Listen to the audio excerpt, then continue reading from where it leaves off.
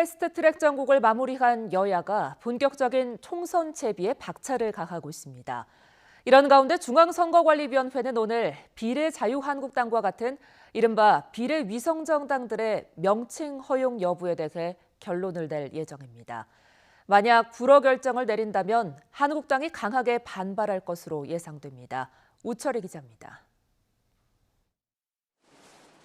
자유한국당은 지난 10일 중앙선관위 항의 방문에 나섰습니다. 선관위가 이른바 비례자유한국당 이름 사용을 불허할 것이란 언론 보도가 나오자 따지기 위해 찾은 건데 그만큼 비례정당 명칭에 나름 사활을 건다는 뜻을 감추지 않았습니다.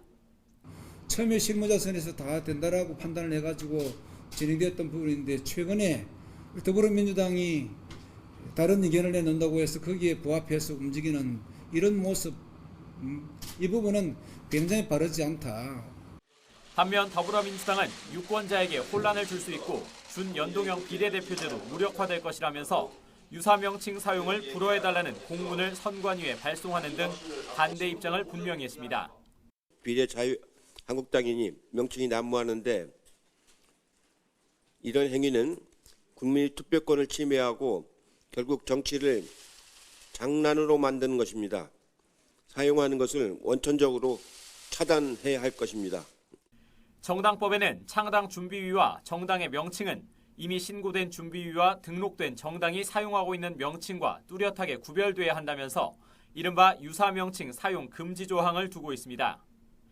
현재 중앙당 창당 준비위를 선관위에 신고한 단체는 비례자유한국당 준비위와 비례한국당 준비위, 비례민주당 준비위 등 모두 3개입니다.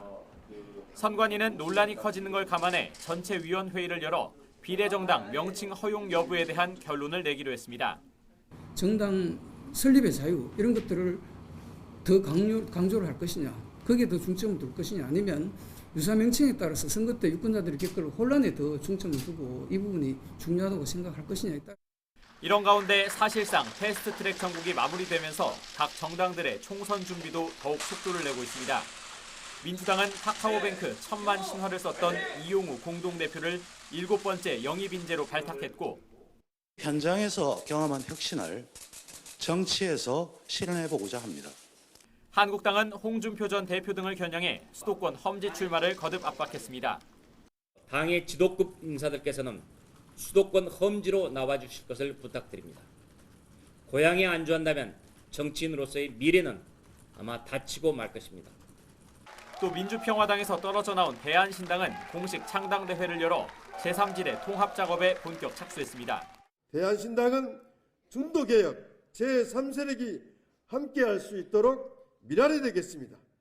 이르면 이번 주 귀국할 것으로 알려진 안철수 전 의원의 향후 행보도 큰 관심으로 떠오른 가운데 정치권의 총선 경쟁은 시간이 갈수록 치열해질 전망입니다. YTN 우철입니다.